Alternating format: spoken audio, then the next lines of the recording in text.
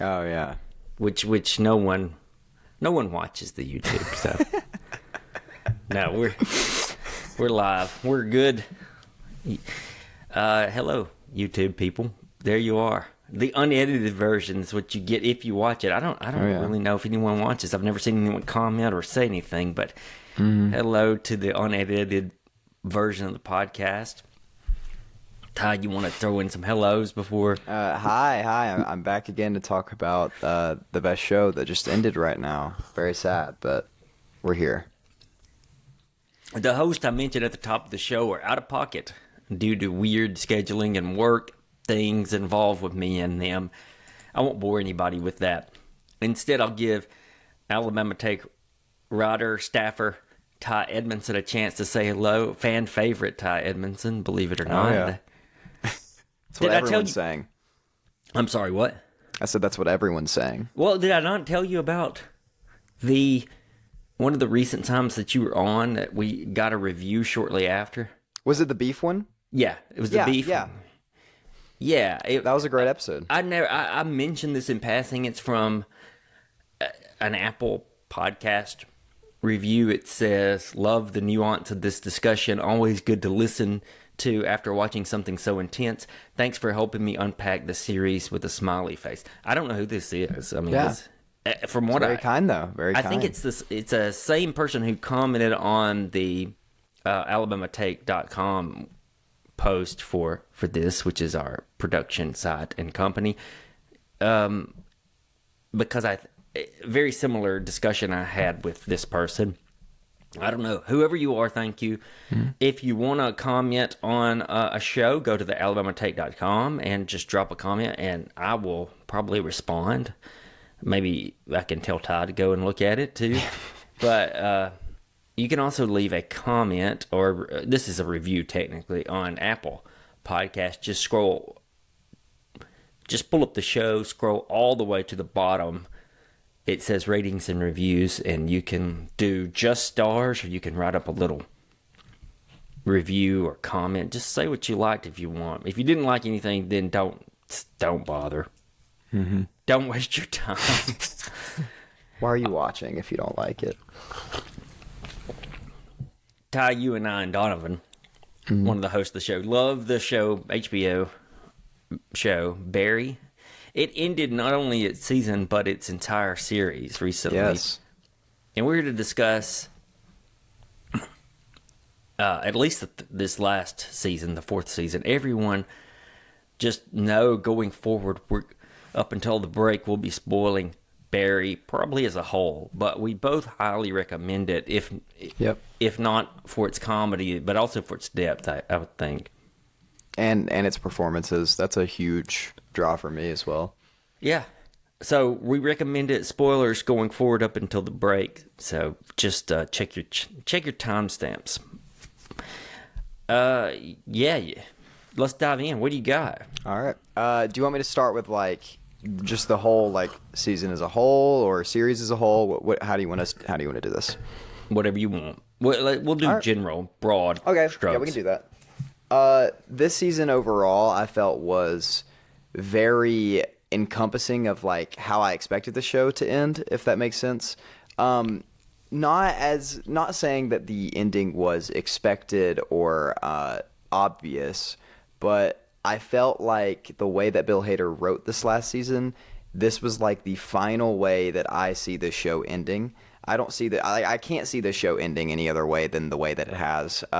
Basically, everything that these characters have done over the entire series just all culminates into this last action-packed season, with almost every episode progressing the plot forward in major leaps, sometimes too many leaps at once. But the whole season was great, in my opinion, much darker than other seasons, with still the hint of classic Barry comedy that you get throughout every episode, and it's always great.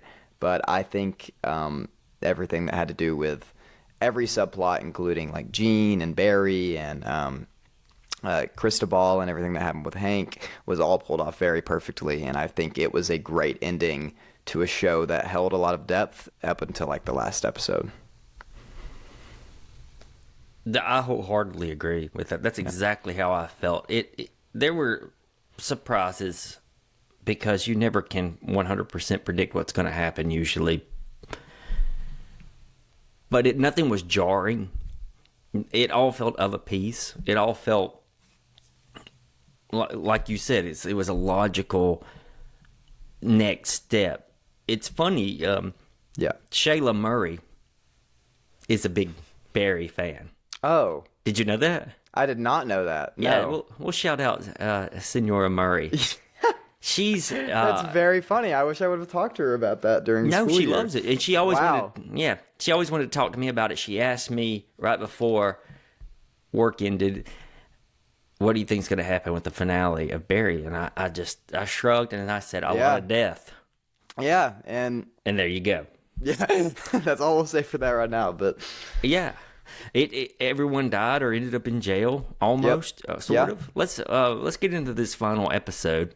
yeah, I think so. Yeah, because you and I have talked about, and Donovan as well, our other host, talks about Barry quite a bit throughout this final season.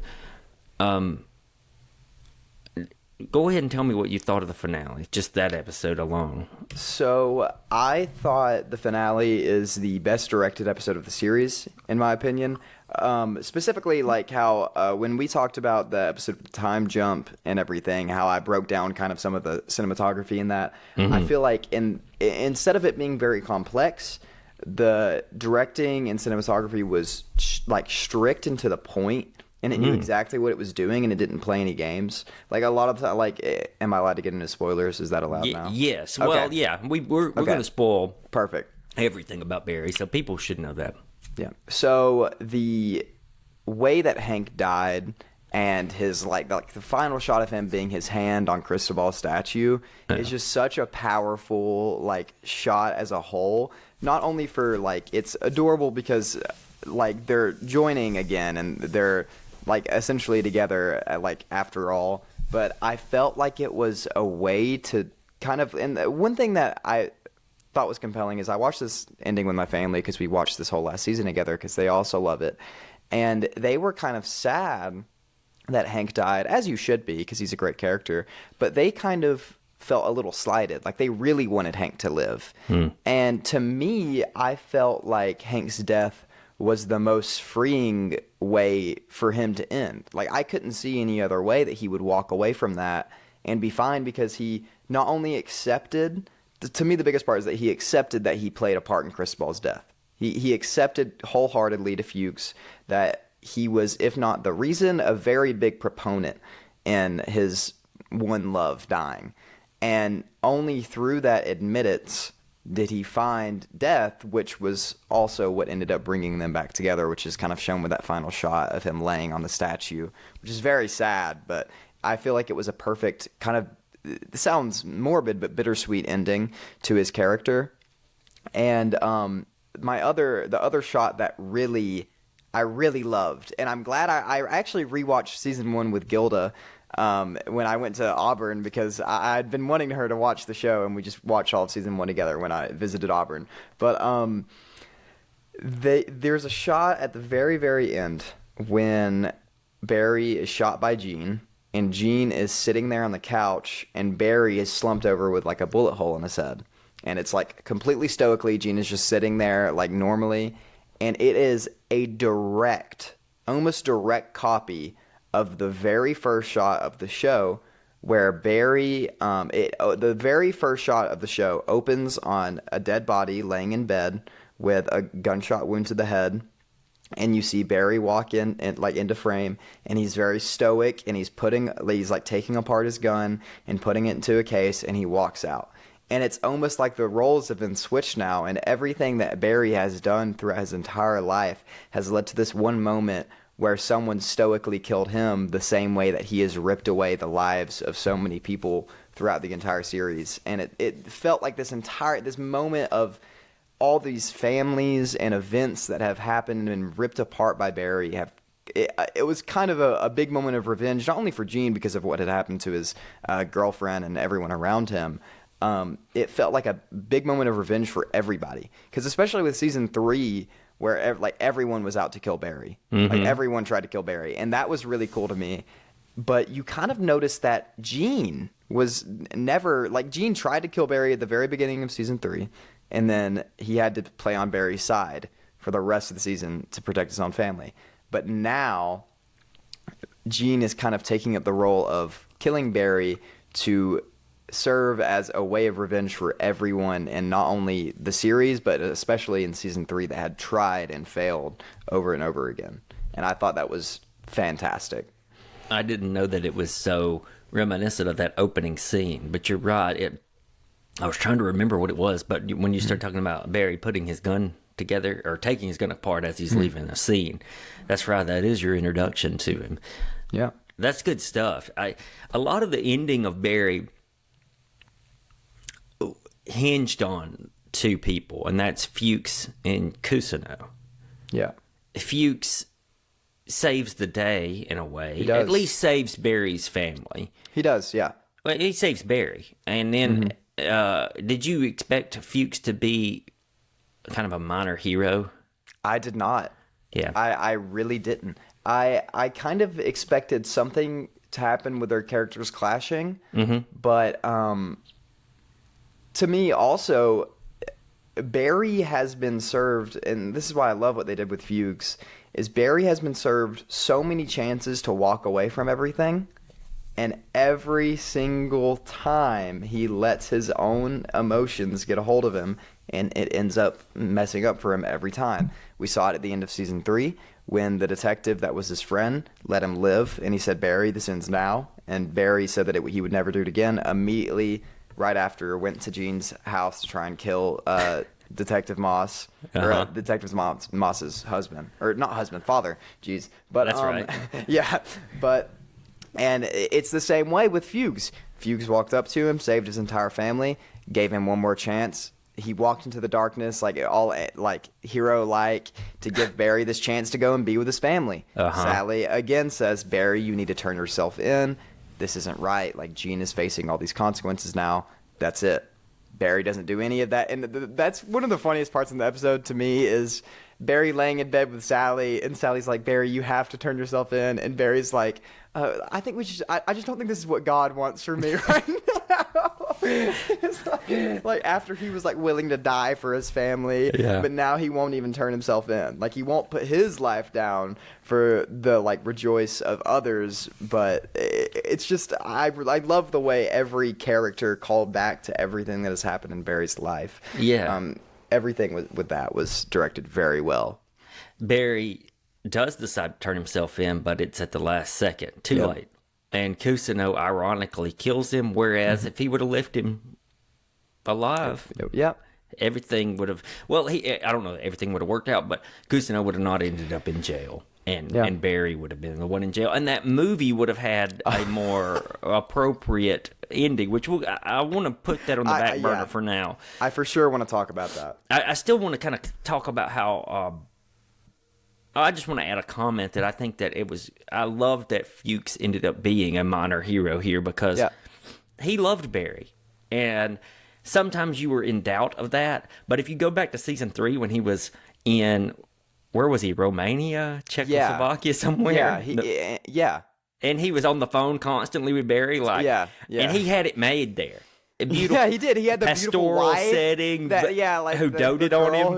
The girl who loved him for no reason. It just killed me when he was constantly calling Barry hey, who can we go kill? Let's get back into it. Exactly. And it's because he loved Barry. Yeah. And so it's perfect that Hader decided to give us those shots of Fuchs and the young Barry who looks exactly like John. Yeah. So it tracks. Fuchs may be the guy who grew up the most. I think so. In prison. I think so.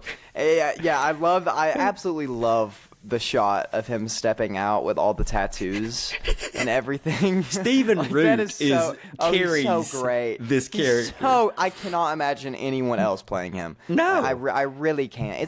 That's what I think is great about these characters. I think every single character here is tied so perfectly to their actor or actress that I can't see them with anyone else. I can't see Bill Hader not being Barry. Right. Like, he's Barry through and through. Yeah. And the same with Hank. Like, there's no one else. And even my brother made a good point that I can definitely see Hank's actor being typecast a lot with this kind of role because he's just so good at it that I can't see him as anything but Hank now. And I would love to see him get more roles because he really I think he really showed his acting chops this season and took off. Like, he was still a comic relief, but I think Bill Hader wanted to show everyone how great he could be in scenes. Like that scene with Cristobal and them arguing is one of the most heart-wrenching of the entire series. It is. It is very sad. And it's great delivery by both of them in that scene. If you don't pick up on the kindness of Hader in interviews, you pick up on it through his directing this season because he gives everybody a chance to really say, here's your scene to captivate audiences and show how good of an actor you are. He seems like a great person overall. He does. I've always heard that he is in interviews and things. I think something that also tracks for the show is... We'll now get into it. Having it end with that Hollywood story of Barry's life, his teenage son, he's a few years older now, watching it and knowing that that's not how some of it went down, but also kind of seeming relatively satisfied in that last shot. Like, it's a beautiful shot as well. Yeah, it is. It says a lot without saying a word aloud. John, the son's there. He sees how people are going to think of Barry, and he knows that's not as accurate in most of that stuff, but yet he's okay with it.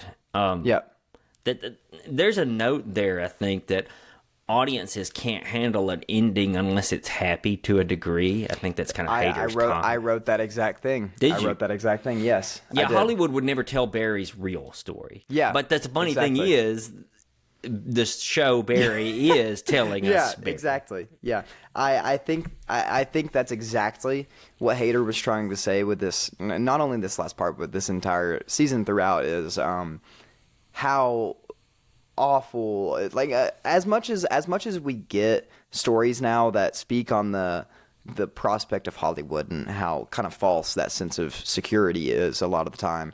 I think he has a very nuanced discussion on it, and I think he can pull it off very well by showing very human characters.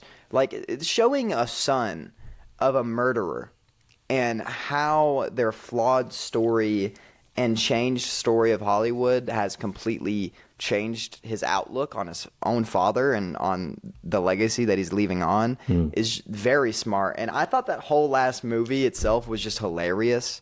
Like, I thought everything to do with it was just so funny, and it's so over. It literally is like a Fast and the Furious movie, like overplayed so much, and it's fantastic. And I thought, like, especially the like ending credits saying like Barry was laid to rest with the veterans. That was insane to me. Like, that is something that hit me so hard, and I was like, wow, like this is so perfect that Hollywood has not only twisted the story just like for their own beneficial gain, but someone who has caused so much pain to even the Marines around him that he vowed to never kill. I think of Chris and Taylor and other people like that.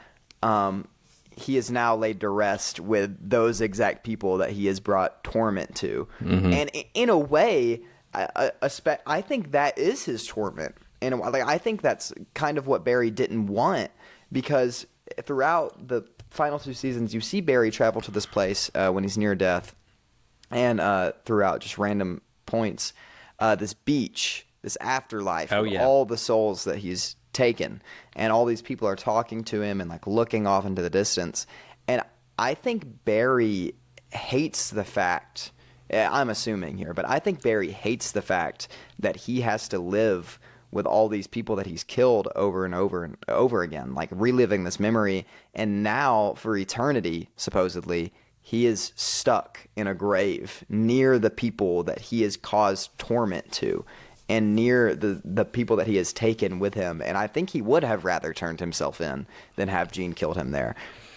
Yeah, I it think makes it's a sense. perfect ending. Yeah. It makes sense. There's a beautiful, wonderful idea wrapped inside this little Hollywood onion of storytelling, especially brought to light this season, that parenting is also a performance. Mm-hmm. And that not only that, but that we all have roles we play in life. At home, I'm this person. Around friends, I'm someone else. It's an idea that's been around a long time, but pop culture hasn't explored it, I don't think, lately. I always remember that it happens in To Kill a Mockingbird, the book where Calpurnia mentions, I'm someone else at church, I'm someone else around my black friends. Sally does open up some. We talked about how she was a cold mom, but she does open up here, and I'm glad she gets that opportunity. Yeah, I really liked that. Where she breaks down when they're in the garage or wherever as captives. Later on, she's a teacher, but she's much more of a mom, too, because she's doing what she's kind of meant to do, which is be an acting coach, drama teacher there at the school. But she's still got that little bit of selfishness where she says... rejecting the man at the end, Well, it's not just that, but, it's... John says, can I go with my buddy? Yeah. And she says, yes, I love you. And then before she lets him leave, was the show good? Was the show did the play do well?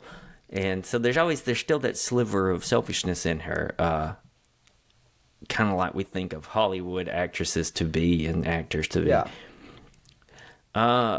Go ahead. I also, I want to quickly mention, I don't think I've heard my family laugh harder at a TV show, especially Brady, my brother, you know him, than when Barry says, "Oh, wow," in his delivery. Yeah.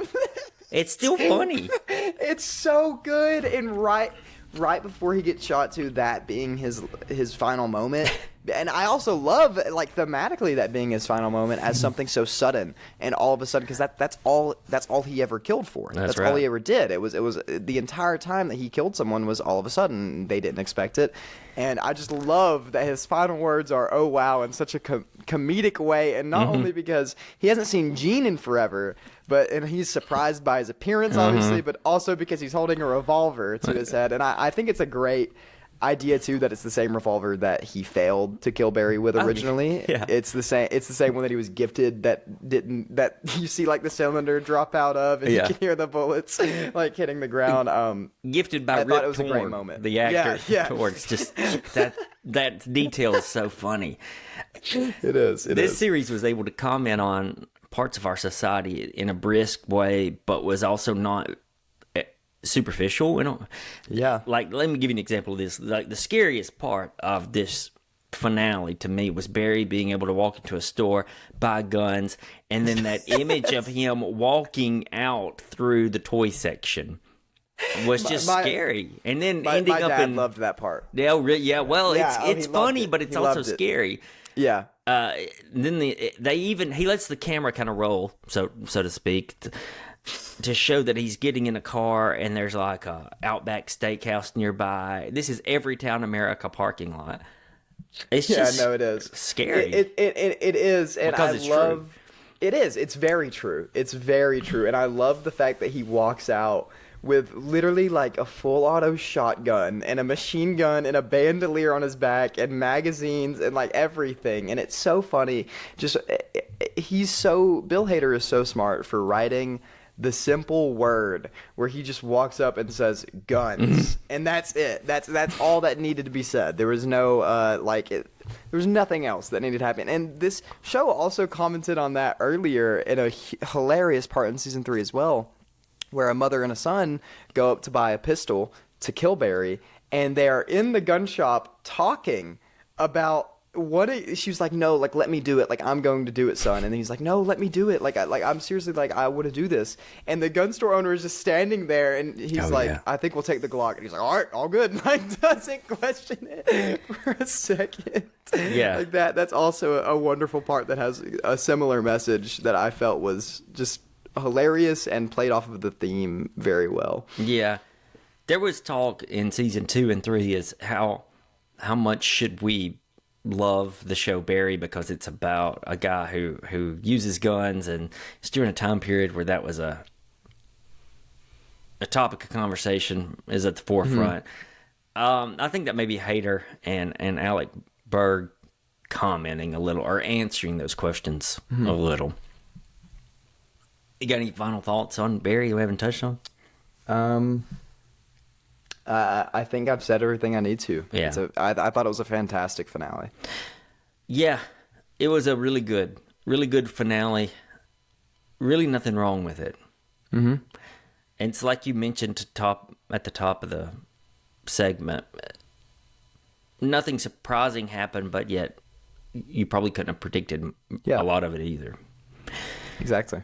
Let's take a break. On the other side, we'll talk about the Netflix show I Think You Should Leave. We'll put a break in here. YouTube doesn't get the break. You don't get the break. We don't actually get a break. No, we don't. I'm strapped down here for another 20 minutes or so. Let's dive back in. All right. Ty, you and I were actually student and teacher, if anyone gives a crap. And in the mornings before school, we'd quote segments of the Netflix sketch show I Think You Should Leave to one another. We would. We want to dig in the most recent season, which is number 3 for the show. If anyone has doubts, I suggest that if you like crazy, absurd comedy, watch it. The episodes last 16 minutes or less. Yeah, so quick. They are quick. They're over before you know it. They feature 3 or 4 sketches per episode and are one of the few things on TV that make me laugh out loud. Yeah. Like literally, I'm laughing out loud. The show is I Think You Should Leave with Tim Robinson on Netflix. We'll definitely be spoiling the 3rd season shortly, like right now, in case you're weary of such with sketch comedy. I can see that. Yeah. Before we spoilers quickly after this, but before we get into the specifics of season 3, did you watch any of D. Shorter's on Comedy Central? I actually just figured out about it recently. Yeah. And I've heard it's good. Yeah, I haven't gotten a chance. I've seen some recurring actors because I visited the IMDb page, and I know that Tim Robinson and his best friend, I'm forgetting Sam his Richardson? name. Yes. And also there's another actor who's in it that is in Detroiters and in this newest season. He's the one that goes, "I'm mad at you." And he does Connor like O'Malley. Yes. Connor O'Malley. It's on Paramount Plus. It probably still is last time I checked, since that's all part of the Comedy Central. They're all under the same umbrella. I've seen those. There's some really good episodes. I definitely need to check it out because I love Tim Robinson and I'm itching for more of him. It's nowhere near as absurd. It's still very funny though, especially some of the episodes. So let's talk about I Think You Should Leave with Tim Robinson. What'd you make of the recent season? I laughed out loud at almost every single skit. I really thought every skit was great, and I thought every skit held up the theme of anxiety, which is shown so well in his first 2 seasons. From the very first season, first skit being he tries to pull a door open, he accidentally pulls it the wrong way, and then assures the interview person that he just had that no, it goes, and continues to pull until he breaks the door. I thought it kind of carried that same theme very well. And expanding on it, an overall point that we can get into later is I felt like this show often does kind of indulge in teaching a message at certain points, like with the Shirt Brothers skit where they feel like age is getting the best of them, or how you feel like talking about your kids can kind of overrun your life with that one sketch that I thought was fantastic. And again, there's also the absurd ones with the doggy door ad. I don't know if you remember that one. Yes. With like the strange creature coming in. That one I think is the one I connected with pretty deeply. That's why I connect with this show and comedy of this ilk. It plays with this philosophical idea of absurdism, where there's no rhyme or reason to existence, and there's some nice existential peppering in there. We're responsible for our own lives and what happens there. But you're talking about that sketch where it's the dog door commercial, which pivots to Tim Robinson's character being attacked by what he thought was a monster. Yeah. And then it's a horrifying monster, too. It's very scary. Very. And then there's the minor pivot within that where he acknowledged that the monster's just a pig in a Richard Nixon mask. But here's where it really solidifies as great comedy to me, is that it ends with him saying he sort of wishes it was a real monster and that he was dead because he didn't want to go to work that day. Yeah. And he's like, if the first thing you're thinking when you're about to get eaten away by a monster is, I don't have to go to work tomorrow, there's something seriously wrong with you. But doesn't he admit to he does, being yes, in does. that? He does. Oh, that's so perfect. Good. All of those things you're talking about, the anxiety, the embarrassment in public, this absurdist... I mean, being alive's absurd. Yeah. The fact that we came to be is just a really insane concept. And I don't know, he just really gets into that so well. Not that it's never been done before, but Tim Robinson's so good at doing that, but as also managing to just yell. He has such a good delivery. And, like, I'm someone who does not find yelling funny. I don't think just because you yell something loud, it makes it funny. Yeah. But he is such a big exception for me because his voice, his facial expressions, and the way that he can change his voice is so good. Like, there's it's the very first sketch of this season where he's having an argument show, like a political debate show, which is also a very good way of critiquing political debates, where he's like, if you get mad at me or if you say something that I can't disprove, I'll get on my phone, and then literally like immediately screams, goes, ah, and just gets on his phone and slumps down in his chair and like locks up. It's so, and like there's no way that me and you can describe how funny the show is because of how good the delivery is. Yeah. It's the same with some things on Barry. It's just how Tim Robinson delivers these lines, and the other actors in the show is so good that I can't replicate it for the life of me. Yeah. I don't think this season was quite as good as the previous two. What do you think? I would agree. I think there are some sketches that have reached the top of my list. I think there's some that are up there for me. Yeah. But I do think the other two seasons were better. But again, like that's not to me, like that's okay, because he's not only made two seasons that are fantastic, but this season is perfectly good and has great sketches throughout. But there are some that I found a little less funny. I didn't find the one where his imagination is kind of like weird, like the one where he imagines like a volcano. Really? I found like parts of it funny. I found parts of it funny. I didn't find, there was one where I thought kind of went on for too long. The office party one as being the final sketch, where it just kind of, it ended kind of abruptly to me, and like not in a like punchline way, where like the woman thought that her boss was mad at her, so she like kept trying to like ruin the cardboard cutout of him. Oh, that and one. Stuff like that. Yeah. That was another one that didn't really hit me as hard. Okay. But like I think the driving crooner one is very so stupid, good. But it's so good. I think the drive-through one where he tries to start the chain. That's my favorite of the season. I think that's my favorite. Yeah, that's such a good. Such a good. You talked about a critique. It's a good critique of this nice culture, but then taking advantage of it as he speeds around. Yeah. And my other favorite one from this season was was Will Forte's appearance as a ponytail. He gets caught in the car. Yes. That one's very good. Because he kept wanting the ladies to send pictures of diarrhea to prove that he was in the bathroom. That is just too funny.